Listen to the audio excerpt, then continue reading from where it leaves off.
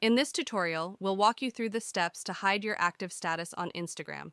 If you find this guide helpful, don't forget to subscribe and like the video. Let's dive in. Step 1. Access your Instagram profile.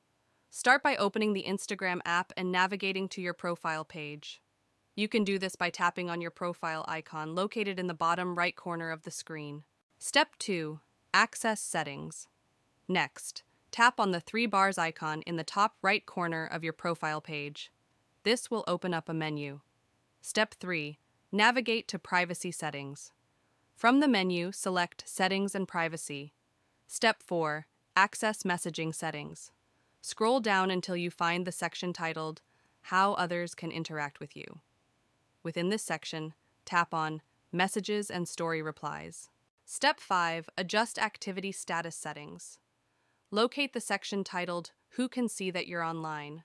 Tap on Show Activity Status. Step 6. Disable activity status. You'll see an option that allows accounts you follow and anyone you message to see when you're active on Instagram.